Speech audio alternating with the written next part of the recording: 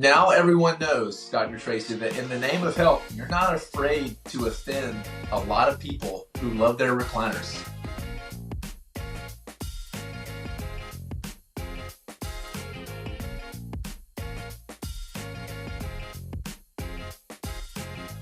Hey, welcome back, everybody, to the Healing Hands Chiropractic Podcast. I'm your host, Matt Dawkins, and I am joined by the amazing Dr. Tracy Rush. As always, Dr. Tracy, how you doing this morning?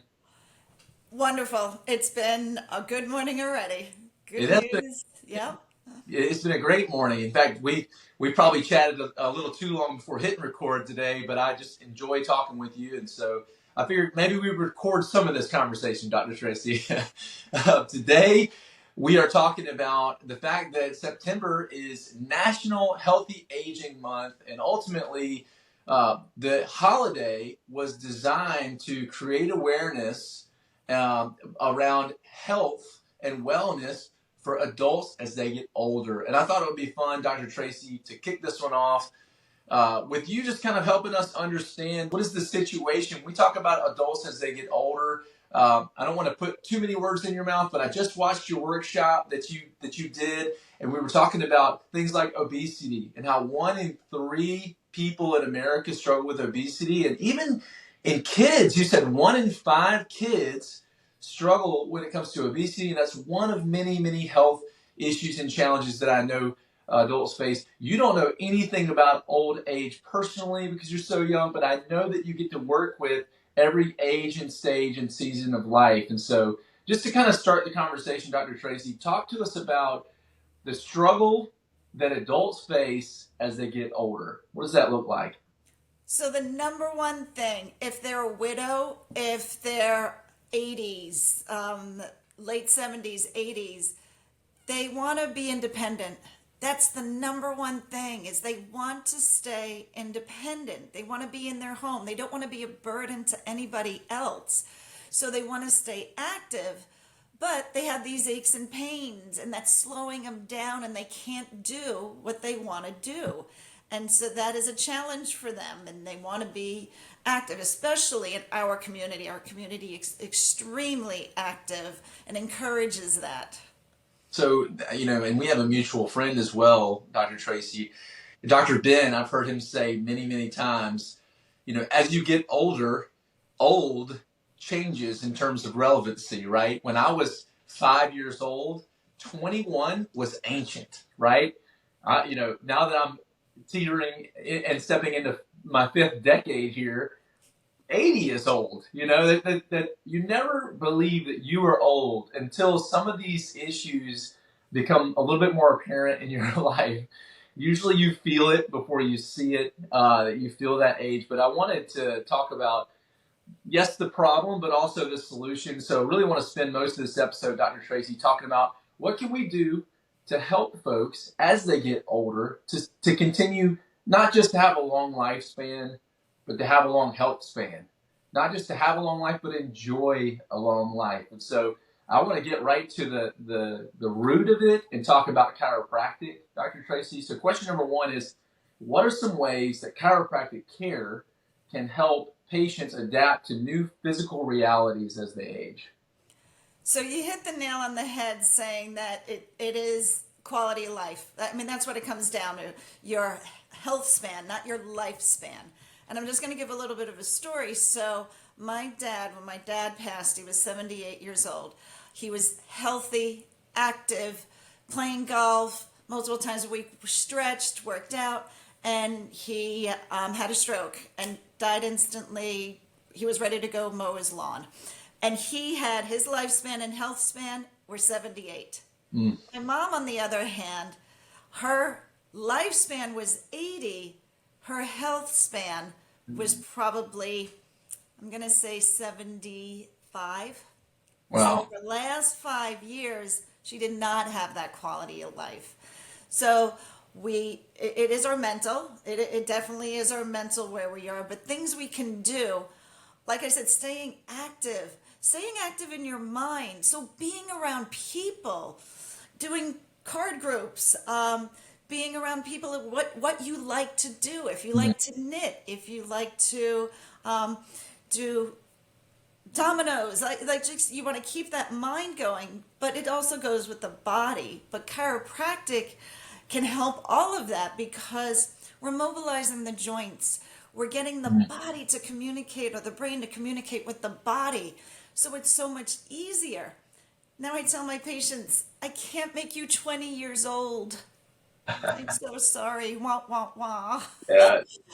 But maybe 10 years younger, maybe 20 years younger, we can stop the progression of where it's going because that train is moving. We got to slow it down.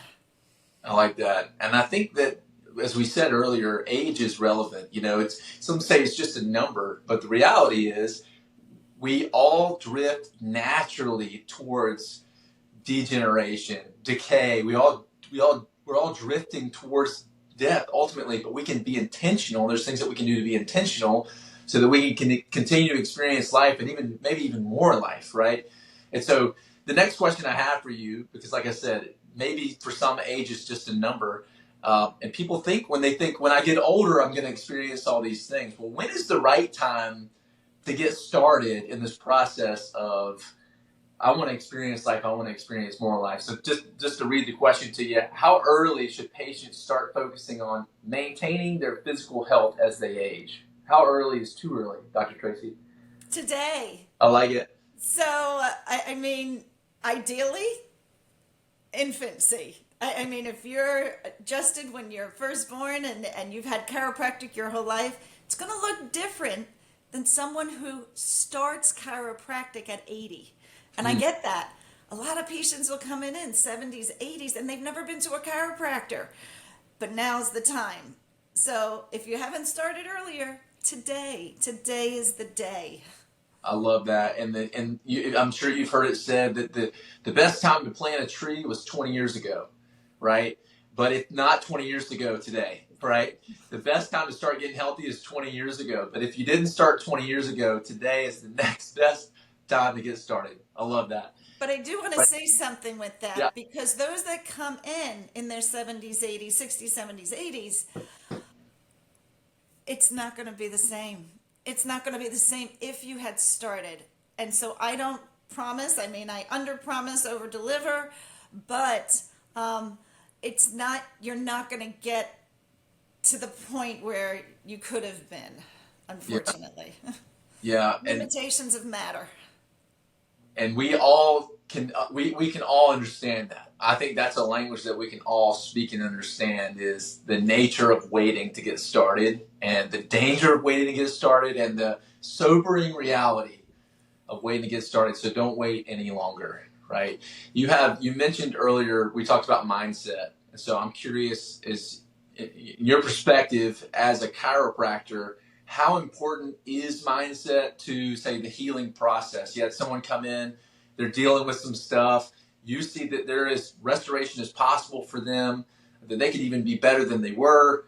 How important is mindset when it comes to healing, especially as adults get older? Oh my gosh. Wow. If you don't have that positive attitude or think and have that hope that you're going to get well, you're not going to get well. And I have a great story. I have a patient I've been seeing many, many years. She's a local restaurant owner. And she was diagnosed with cancer. And it got into her bone. And she's like, I'm going to beat this. I'm going to beat this. I'm going to beat this. Her attitude, so amazing. So amazing. And it's in remission.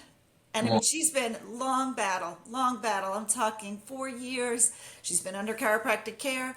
The medical community said, nope, the chiropractor hurt you. And I'm like, what? I didn't do it. And she's like, no, I'm going to my chiropractor.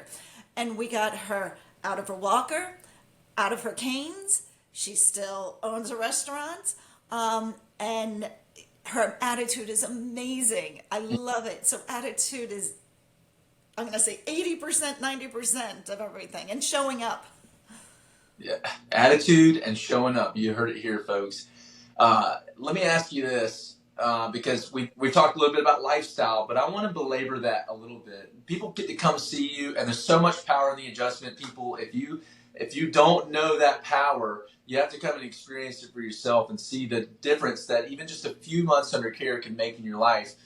But let's talk about the other 23 hours and 45 minutes of your day, right? So specific lifestyle changes, habits, things that you would encourage someone who is getting older, not just for their mental health, but for their physical health, and an effort to build in some resiliency. Because that's the thing we haven't yet talked about is we don't just want to be healthy, we want to be resilient. We're all going to hit walls in our life. We're all going to come up against tragedy, and it might affect you mentally, emotionally, physically. But we're trying to build that mental health, build that physical health so that we can stand up to those challenges and those trials that we're going to face. Give me a few just specific lifestyle changes that you would encourage someone to make, especially as they're getting older. I think I know where you're going here. Get your phone up, get your book up. Not looking down, looking up. That's all this, the brainstem, all of this. So changing your posture. Mm. Having something behind you in your chair so you're sitting up and not sliding down. I can't tell you how many patients I walk in the room and they're leaning. And I said, do you see how you're sitting? And they don't. And I'll say, sit up straight. Not even a minute later, they're back there. And I'm like, you got to put a pillow here. So it's the habits we've created over the decades. Over the decades, we can teach, as I say, seasoned dogs new tricks. Mm. And then you see the little changes. You see that posture change. You see that hump getting flatter. You're getting stronger core-wise. So always core exercises. I know we love crunches and planks, but you can do those things in a chair. And that's the other thing. You got to get out of your chair. Whatever chair, is it a recliner or a hardback chair or a very soft sofa? You've got to get out of it. Time it on your phone, time it on your watch. Every hour, get up and move. Get up and move. Don't sit and watch that show for binging 2-3 hours. Movement is good. Now, hold on, Dr. Tracy, because you just called out the recliner, not just the chair, but the recliner. I need to know, this is important. Are there negative effects that a recliner causes that chairs don't? And I need details here. The people need to know. So with a recliner, they're poofy, they're fluffy, they have this headpiece. So that's number one. They have this piece here that typically is too big that pushes the head forward. And you think, oh, this is nice, but your head is forward. Your ear is over your chest, not over your shoulders. Then the lower back or lower area is so poofy that instead of having the normal C shape, it flattens it out. So your back goes in, and I have a hardback chair, but it slides down and flattens. So then you're sitting on your legs instead of your behind, where you should be sitting. So having a pillow behind or a towel here. And maybe it'll push it just enough so the head isn't being pushed forward. And again, leaning. You lean and then you look at how old is your recliner. And does it have like a bed? Does it have some sags and some, you sit in it and it goes to the right side. I think of Archie Bunker and his recliner or a chair that he had, how old that and how well worn it was. There were probably divots and yeah. You now everyone knows, Dr. Tracy, that in the name of health, you're not afraid to offend a lot of people who love their recliners. Okay. But I'm hearing you, and I can confess as well that there are certain seats that when a seat doesn't have a back to it, that bothers me. If I don't have a table that I can sort of, with good posture, maybe lean forward on, or the back of a chair that I can lean back and sort of rest my spine. It's a lot of work for me to just sit with a backless chair on my sit bone. So sometimes it's nice to just be able to lay back and recline. But I'm hearing what you're saying. And before we offend anybody else, we're going to move on. We have one more question because I know, Dr. Tracy, that you have a lot of golfers in your community. You probably have a lot of gardeners in your community. You probably have folks that love to get out and walk and hike and climb and enjoy an active life. And so you mentioned mobility earlier. So the question I have is, how does chiropractic care, and I want you to get specific and scientific and technical if you can go there with me, how does chiropractic care support mobility in aging patients, and what are some practical tips that you would give them to help them stay active? So on the eastern shore of Maryland, they're not hiking and climbing. We're very flat. We are ocean level. No hiking and climbing here. But paddleball, pickleball, all those new platform tennis, active there. So tips to do. Simple YouTube. We're on YouTube. You can look up different, I do some work on Fabulous 50s. So I'm in my 50s and it's age appropriate for my joints. So doing exercises that are age appropriate. You can still use weights.